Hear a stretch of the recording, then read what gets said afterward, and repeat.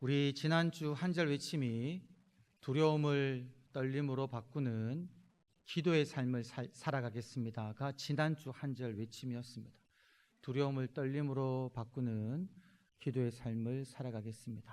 오늘 우리 신람 찬양대가 누군가 널 위해 기도하네 라는 이 기도의 찬양으로 하나님께 영광을 돌렸는데요, 지금 이 시간에는 우리 모든 성도님들이 함께 이 찬양을 우리가 함께 드리기를 원합니다. 내가 홀로 외로이 지쳐 기도할 수 없을 때 누군가 날 위해 기도하시는 그분이 우리 주님이시고 우리 성령 하나님이시고 또 우리 옆에 있는 성도님이시다라는 생각으로 내 삶 속에 있는 그 두려움을 떨림으로 바꾸는 기도의 삶을 살아가겠습니다 라는 지난주 한 절 외침을 우리 마음속에 새기면서 이 찬양을 한번 다 같이 하나님께 드리겠습니다.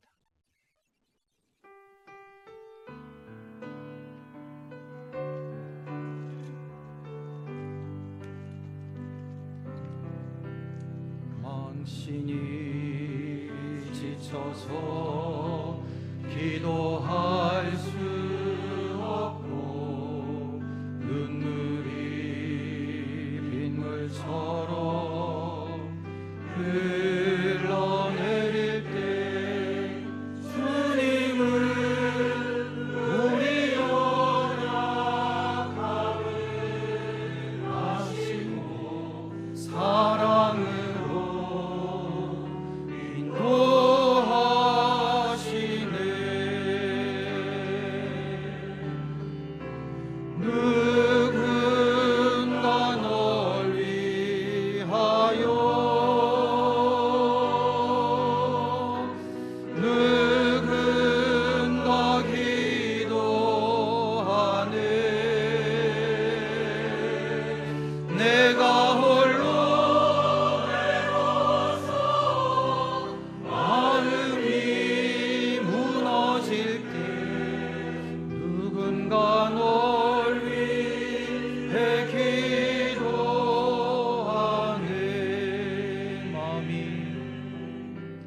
당신이 외로이 홀로 남았을 때 당신은 누구에게 위로를 얻나 주님은 나의 상한 마음을 아시고 사랑으로 누군가 널 위하여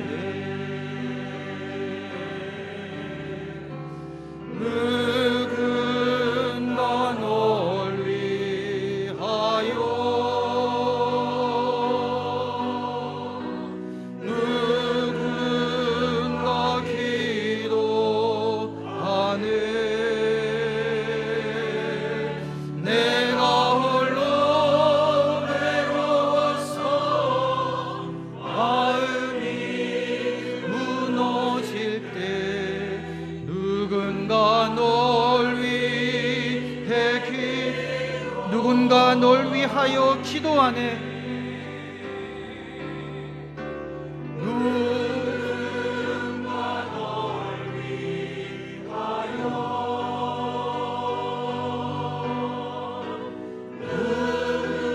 누군가 기도하네.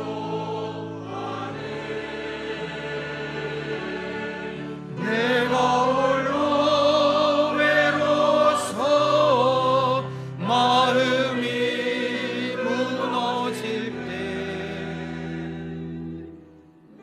누군가 널 위해 기도하네.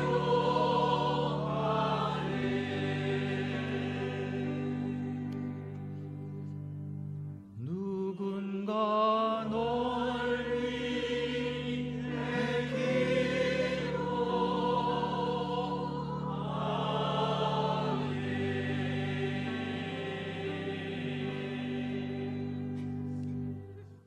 아멘.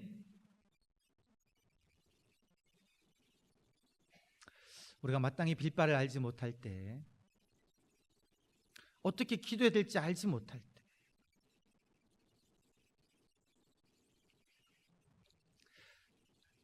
기도할 힘도 없을 때 이 누군가가 우리 내주하시는 성령님께서 우리를 위해서 기도하고 계십니다. 우리를 위하여 십자가를 지신 예수님께서, 우리를 위해 생명을 주신 예수님께서 지금도 우리를 위하여 기도하고 계십니다. 그래서 여러분, 우리가 외로워할 필요가 없습니다. 우리가 지금 이 찬양을 부르면서 눈물이 나는 거는요, 외로워 나는 눈물이 아니라 우리를 위해서 기도하시는 우리 주님이 계시다라는 그 생각에 너무너무 감사해서, 여러분, 우리가 뭔데 주님이 생명 주시고 또 다른 보혜사이신 성령님을 보내주셔서 우리와 일평생 함께 하시고 우리를 위하여 기도하고 계시다라는 거죠. 그러니 우리도 우리 주님 본받아, 성령님 본받아, 우리 나의 믿음의 동력자들을 위하여 기도하는 것 아닙니까? 우리가 서로를 위해서 기도해주고 주님의 마음으로 또 우리도 아버지 앞에 기도하고 나아갈 때, 여러분, 우리가 풍랑 속에 있다고 할지라도, 풍랑에 휩쓸려가는 배 위에 있다고 할지라도 두려움이 우리의 마음을 차지하는 것이 아니라 하나님이 주신 귀한 약속의 말씀으로 인한 그 떨림이 우리의 심령을 지키고 계십니다. 이것이 이제 우리가 지난주에 함께 나눴던 말씀인데요, 오늘 한 절 외침은 하나님의 말씀은 어떤 방해 속에서도 반드시 이루어집니다 라는 외침입니다. 여러분, 지난주 사도 바울이 외쳤던 그 말은요, 여러분, 안심하십시오. 두려워하지 마십시오. 내가 속한 바, 내가 섬기는 하나님의 사자가 어젯밤에 나에게 나타나셔서 내게 있는 이 모든 생명을 너에게 주었다. 배는 상할지언정 여러분의 목숨은 어느 누구도 상하지 않을 것입니다 라고 말씀하여 주셨습니다. 그래서 우리는 반드시 한 섬에 걸릴 것입니다 라는 하나님의 말씀을 선포했습니다. 여러분, 이 하나님의 말씀은 반드시 이루어진다라는 거죠. 그것은 우리의 믿음의 선포입니다. 나의 말이 아니라, 나의 생각이 아니라 하나님의 말씀이 반드시 이루어진다라는 거죠. 이것이 우리가 붙잡고 있는 우리의 믿음입니다. 그러나 여러분, 하나님의 말씀은 반드시 이루어지지만 그 말씀이 이루어지기까지는 여러 많은 방해가 있다라는 거예요. 어려움이 있다라는 겁니다. 장애물이 있다라는 겁니다. 그래서 마치 하나님의 말씀이 이루어지지 않을 것 같은 그런 순간에 우리가 경험하게 된다라는 거죠. 여러분, 근데 성경에 보면 여러 가지 많은 사건과 이야기들이요, 우리가 이번 주 한 절 외치는 그 외침의 내용이 있습니다. 우리 말씀을 듣기 전에 이 한 절 외침을 우리 다 같이 가슴에 손을 얹고 한번 각자의 믿음의 선포를 한번 하시겠습니다. 어떤 말씀입니까? 하나님의 말씀은 어떤 방해 속에서도 반드시 이루어집니다라는 이 믿음의 선포를 우리 모든 성도님들께서 가슴에 손을 얹고 다 같이 함께 외치겠습니다. 시작. 하나님의 말씀은 어떤 방해 속에서도 반드시 이루어집니다. 아멘. 이것이 우리가 붙잡고 있는 하나님의 말씀입니다. 성경 속에 보면요, 여러 많은 믿음의 인물들이 하나님의 말씀을 받았지만 그 말씀이 이루어지기까지, 도달하기까지는요, 여러 많은 방해와 어려움과 장애를 겪게 됩니다. 하나님께서는 모세에게 나타나셔가지고요, 말씀하셨습니다. 내가 내 백성 이스라엘의 고통을 보고 그들의 부르짖음을 내가 듣고 그들의 고통을 내가 알고 이제 내가 내려가서 그들을 애굽 땅에서 인도하여 아름답고 광대한 땅, 젖과 꿀이 흐르는 땅으로 데려가고자 한다. 이제 모세야, 너는 가라. 내가 가서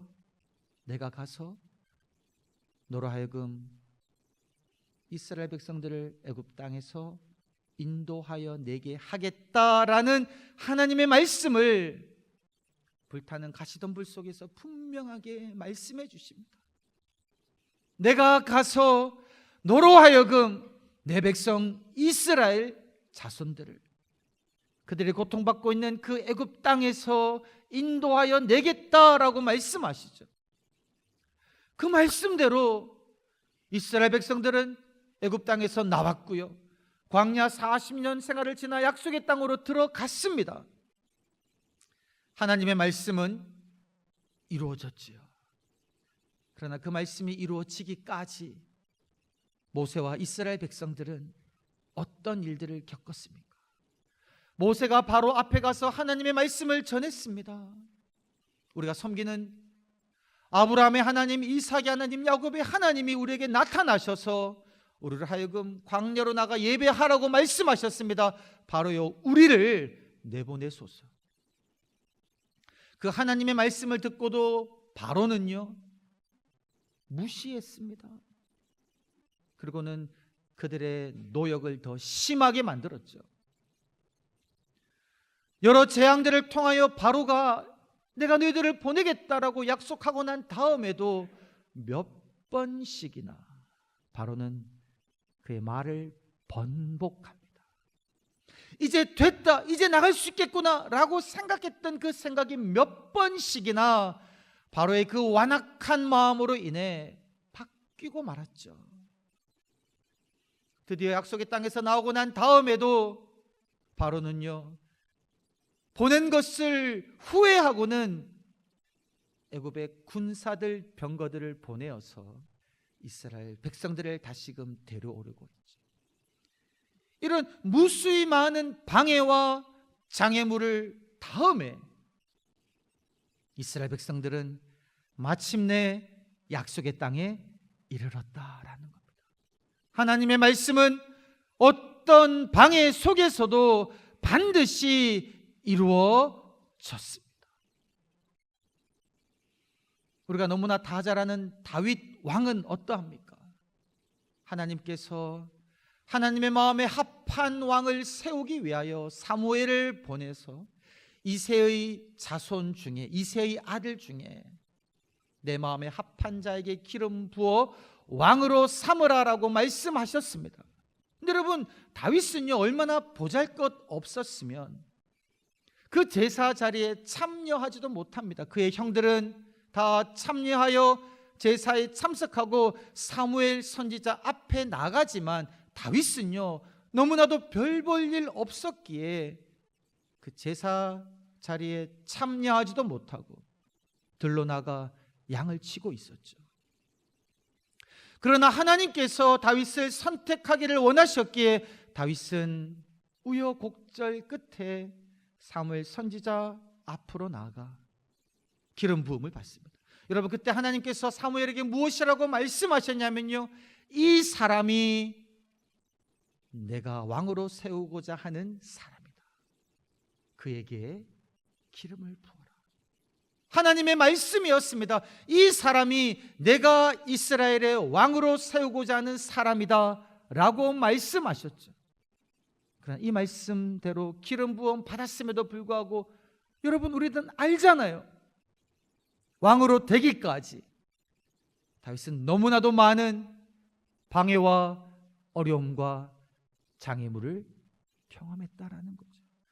그의 목숨의 위협을 받을 지경, 이제 곧 나는 죽겠구나 라고 탄식하는 그 지경까지 다윗은 극심한 방해와 어려움을 겪었다라는 겁니다. 그의 장인 사울이요 지근 거리에서 창을 2번씩이나 그에게 던져 그를 죽이려고 했습니다. 자신의 거주하는 집으로 군사들을 보내어 잡으려고 했고요, 광야로 도망할 때는 2,000명이나 되는 군사들을 보내 어떻게든 다윗을 잡아서 그로 하여금 왕이 되지 못하게 하려고 그가 가진 모든 군사력을 동원했었다라는 거죠. 그러나 이러한 극심한 방해 속에서도 다윗을 왕으로 삼으신 그 하나님의 말씀은 마침내 이루어졌다라는 겁니다. 하나님께서 인류를 구원하시고자 메시아를 약속하셨고요. 마침내 예수 그리스도를 이 땅에 보내셨을 때에 하나님은 그렇게 천사를 통해 말씀하셨습니다. 이 아이의 이름을 임마누엘이라 하라. 이는 그가 자기 백성을 죄에서 구원할 자이다 라고 말씀하셨습니다. 우리와 함께 하시기 위하여 하나님께서는 그의 독생자 예수 그리스도를 보내시고 예수 그리스도를 통하여 자기 백성들, 하나님의 사람들, 피조물들의 죄를 사하기를 원하셨고 그것을 말씀하셨습니다. 여러분, 이것을요 사탄이 막기 위하여 광야에서 40일 동안 기도하셔서 굶주리신 예수님에게 다가가서 3번씩이나 시험하지 않습니까? 그리고 예수님의 제자 가룟 유다의 마음속에 들어가서 예수님을 팔고자 하는 그 마음을 집어넣지 않습니까? 그리고 사탄이 생각하기를요, 이 예수를 십자가에 못 박아 죽여버리면 하나님의 계획이 이루어지지 않을 거라 생각하고 그 가룟 유다의 마음에 들어가 그를 미혹하고 예수를 팔게 하고 십자가에 못 박혀 죽게 했지만, 여러분, 놀라운 반전은요, 하나님은 그 사탄의 그 계획을 완전히 뒤집어 버리셔서 십자가 위에서 자기 백성의 모든 사람들의 죄를 용서하는 놀라운 일을 하셨다라는 겁니다. 자기 백성을 그들의 죄에서 구원하고자 하시는 하나님의 그 말씀을 마침내 하나님은 이루셨다라는 겁니다. 이것이 오늘 하나님으로부터 우리가 듣고 있는, 우리가 이번 한 주 동안 우리 일평생 외쳐야 하는 믿음의 선포이다라는 사실입니다. 우리 지난주 함께 말씀을 나눌 때에 여러분, 바울이 무엇이라고 선포했습니까? 반드시 우리가 한 섬에 걸릴 것입니다. 하나님을 나는 믿습니다, 말씀대로 되리라고 나는 믿습니다라고 바울은 선포했죠. 밤중에 기도하는 그에게 나타난 하나님의 말씀 속에서 바울은 분명하게 들었습니다. 하나님 우리를 구원하실 것이다. 우리가 반드시 한 섬에 걸릴 것이다.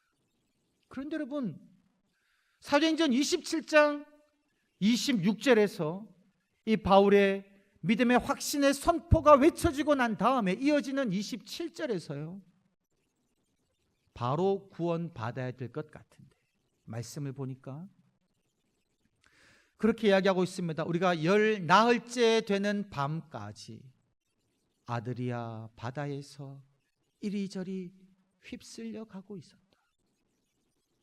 하나님이 우리를 구원하실 것이다 라는 말을 듣고 난 다음에도요, 풍랑은 잦아들지 않았다라는 겁니다. 배는 여전히 풍랑에 의하여 이리저리 휩쓸려 가고 있었습니다. 과연 이러한 극심한 어려움 속에서 우리는 구원을 받을 것인가? 라는 그 질문이 바울에게, 그리고 바울의 말을 들었던 사람들 가운데 들었을 것입니다. 그런데 여러분, 우리들은 어떤 결론의 말씀을 듣습니까? 오늘 읽은 말씀 44절에 보니까 마침내 사람들이 다 상륙하여 구조되더라. 바울이 선포한 그 말씀대로 마침내 모든 사람들이 단 한 명의 죽음도 없이, 잃어버림도 없이 섬 위에 상륙하여 구조되었다라는 겁니다. 하나님의 말씀이 반드시 이루어졌다라는 거죠. 그런데 여러분, 그 과정을 보면 여러 가지 많은 어려움들이 있었습니다. 오늘 말씀을 보게 되면요, 열 나흘째 되던 날 자정에 한밤중이죠. 지금 점점 이 바다 깊이가 얕아지고 있다는 걸 느꼈어요. 사공들이 줄을 달아보니까 깊이가 처음에는 20길, 즉 한 36m 되는 그 길이가 15길, 26m, 한 10m 그냥 줄어버린 겁니다. 드디어 우리가 한 섬 혹은 육지에 다다르고 있구나. 바울이 이야기한 대로 우리가 구조되는구나. 열 나흘째 되던 날 자정에 이들은 느끼고 기뻐했을 것입니다. 모든 일이 잘 되는 것 같았습니다. 근데 그때요, 사공들이 이기적인 생각으로 자기만 살려고 그 거룻배, 즉 구명정을 내려서 도망가려고 했다는 겁니다. 탈출하려고 했다는 거예요. 이제 조금만 참으면 모든 사람들이 다 구원받는데 이 선원들이요, 자기만 살겠다라는 그 이기심 때문에 이 일을 방해하고 있다는 거예요. 망치려 하고 있다는 거예요. 근데 바울이 말했죠. 이 사람들 없으면 우리는 구원받지 못합니다. 이 사람들을 이대로 도망가게 두면 안 됩니다. 그 말을 듣고 백부장이 그 거룻배 줄을 다 끊어버리게 합니다. 여러분, 배에 있는 이 거룻배는요, 만약에 사태에 대비해서 정말 마지막까지 가지고 있어야 하는 생명선입니다. 근데 그것을 다 잘라버리는 거, 이제 더 이상 의지할 데는 없다라는 겁니다. 이런 상황 속에서 날이 밝아왔습니다. 날이 밝아오는데 저 먼 곳에 섬이 보이는 거예요. 어떤 섬인지는 모르겠지만 완만한 해변가가 보이는 겁니다. 이제 됐다. 이제 우리는 구원받겠구나. 이제 우리는 구조되겠구나. 이제 우리는 살았다. 모든 선원들이 힘을 합해가지고요, 닷을 끊어버리고 돛을 달아 바람의 힘에 의지해가지고 점점 저 해변가를 향하여 나아갑니다. 이제 살았구나. 바울이 말한 대로 우리는 구조되는구나 라고 생각했겠죠. 그 순간에 이런 뜻대로 되지 아니하고요, 점점 해변가로 다가가는데 어느 지점까지 가다 보니까 물이 서로 합류하는 곳, 물이 휘몰아치는 곳을 만납니다. 근데 그곳에 모래톱이 있어가지고요, 뱃머리가 거기에 부딪혀버리는 겁니다. 뱃머리가 모래톱에 박혀버리니까 더 이상 나가지 못하는 거예요. 그래서 배 후미가 약간 들려버렸습니다. 근데 풍랑이 세니까요, 이 바다 물결에 배 후미가 점점 깨어져 가는 거예요. 이제 조금만 더 가면 되는데 이곳에서 우리가 또 죽는 것은 아닌가 사람들은 걱정하죠. 이런 어려움을 겪게 됩니다. 더구나 군사들이요, 죄수들을 그냥 두면 달아난다라고 생각해서 죄수를 죽이고자 합니다. 바울도 죄수 중에 한 명이죠. 하나님은 바울에게 모든 생명을 자신에게 주신다고 말씀하셨는데 이 죄수를 죽여버리면 하나님의 말씀은 이루어지지 않는 그런 순간에 봉착한 것이죠. 그때 하나님께서는 백부장의 마음을 움직이셔가지고요, 백부장이 바울을 구하고자 하는 마음에 수영할 수 있는 모든 사람들은 다 바다에 뛰어들어 해변가로 나아가라라고 명령 내립니다. 그리고 수영할 수 없는 사람들은 배 물건이나 부서진 나무에 붙잡고 헤엄쳐 가라는 거예요. 여러분, 이때까지 이 모든 276명에 해당되는 사람들은요, 14일 동안 제대로 된 음식을 먹지를 못했습니다. 14일 동안 힘이 남아있지 않죠. 이날 아침에 바울이 주는 떡 한 조각 먹은 것이 다입니다. 수영할 힘이 남아 있었겠습니까? 그렇지만 어떻게든 살려고 이들은 배에서 바다로 뛰어들어가 물건을 의지하며 헤엄쳐 해변가로 가는 거죠. 이런 어려움 끝에 이 44절에 있는 마침내 사람들이 단 한 명의 낙오자도 없이 다 상륙하여 구조되니라. 할렐루야. 이것이 바로 하나님께서 하나님의 말씀을 이루시는 방식이다라는 사실입니다. 하나님의 말씀은 그 어떤 방해와 그 어떤 어려움과 그 어떤 장애물이 있다고 할지라도 반드시 이루어지십니다. 이러한 믿음을 이 시간 예배드리는 모든 성도님 한 분 한 분들이 붙잡고 살아가시기를 주의 이름으로 간절히 축원합니다.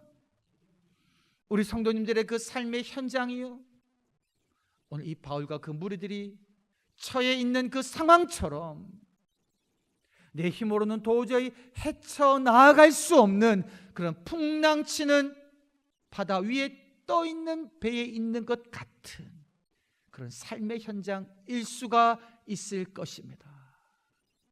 그러나 여러분, 그러한 순간에도 내가 너와 함께 하겠다, 내가 너를 버리지 아니하겠다, 내가 너를 떠나지 아니한다, 너를 통하여 세상 모든 민족이 진리를 아는 데 이르기를 원하는 나의 뜻이 이루어질 것이다 라는 이 하나님의 말씀은요, 반드시 이루어진다라는 거죠.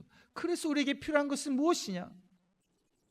풍랑치는 바다에 있는 것 같은 나의 삶의 현장에서 나는요, 신실하신 하나님을 신뢰하며 내게 말씀하신 그 하나님의 말씀이 이루어지기를 믿음으로 기다리고 있어야 한다라는 겁니다. 믿음의 그 현장에 남아 있어야 한다라는 겁니다. 그러할 때 우리들은 마침내 이루어지는 하나님의 그 뜻을 경험할 수가 있다라는 거죠. 분당 우리 교회 찬양 전담 목사로 사역하시고 그 피아라는 월십 찬양단을 이끌고 있는 이동선 목사님이 계십니다. 이동선 목사님이요, 집회 가서 간증을 하셨는데 그 목사님이 그렇게 이야기합니다. 작년 2023년도에 무릎 수술을 하게 되었는데 무릎 수술 이후에 뇌출혈이 왔다라는 거예요. 후유증인 거죠. 그 뇌출혈이 와가지고 이틀 동안 의식을 잃고 있었다는 겁니다. 이틀 뒤에 의식이 돌아왔는데요, 의식은 돌아왔지만 후각과 미각을 잃어버렸다는 거예요. 후각과 미각을. 그 잃어버린 후각과 미각은 돌아오지 않는다라는 판정을 받았습니다. 평생 그렇게 사셔야 돼요. 그뿐만이 아닙니다. 한쪽 귀가 들리지 않게 됐다라는 거죠. 여러분, 찬양 사역자로서 한쪽 귀가 들리지 않는다라는 것은 이 사역을 계속하기에 너무 힘든 그런 상황이다라는 겁니다. 이 목사님이 그렇게 고백합니다. 열심을 다해 찬양 사역을 해왔고 열심을 다해 하나님을 섬겨왔고 하나님의 말씀을 전하며 말씀대로 살기 위하여 그렇게 애쓰고 힘썼는데 왜 나에게 이러한 일이 일어났는지 도저히 이해할 수가 없습니다. 목사로서 하나님의 말씀을 증거하며 하나님의 말씀대로 살기 위하여 나는 최선을 다했는데 왜 나의 이 한쪽 귀가 들리지 않게 되었는지를 나는 이해할 수가 없습니다. 하지만 나는 하나님의 선하심을 믿습니다. 나의 삶 가운데 역사하시는 하나님의 섭리를 믿습니다. 우리 주님이 다시 오실 그날까지 최후 승리를 믿으며 하나님이 부르신 그 소명의 자리에서 나는 계속해서 전진해 나가겠습니다. 이런 믿음의 고백을 이 목사님이 하셨습니다. 여러분, 귀는 들리지 않아도, 귀가 들리지 않아서 사역에 여러 가지 어려움은 있어도 이 목사님을 통하여 많은 젊은이들이 주께로 돌아오게 하겠다라는 하나님의 그 말씀, 소명의 말씀은 사라지지 아니하고 반드시 이루어진다라는 사실입니다. 이러한 믿음을 가지고 이 목사님은 평생 살아가시겠다라는 겁니다. 이러한 결단의 고백이 이 시간 예배드리는 우리 모든 성도님 한 분 한 분 10년 가운데도 있기를 주의 이름으로 간절히 축원합니다. 어떤 방해 속에도, 어떤 어려움 속에도, 어떤 고난과 역경 장애물 속에도 하나님의 말씀은 반드시 이루어지십니다. 기도하겠습니다. 아버지 하나님, 나의 힘으로, 나의 지식으로, 나의 능력으로 하나님의 말씀을 이루는 것이 아니라 하나님께서, 말씀하신 하나님께서 당신의 신실하신 말씀을 그 어떤 어려움 속에도 마침내 이루어지실 줄 믿습니다. 이런 믿음을 가지고 하나님을 신뢰하며 우리에게 주신 소명의 자리에서 날마다 한 걸음 한 걸음 전진하게 하여 주시옵소서. 그래 마침내 이루어진 하나님의 그 뜻이, 하나님의 말씀을 목도하며 주님을 찬양하며 주께 영광 돌리는 복된 인생 살아가게 하여 주옵소서. 감사드렸고 구주 예수님의 이름으로 기도드리옵나이다. 아멘.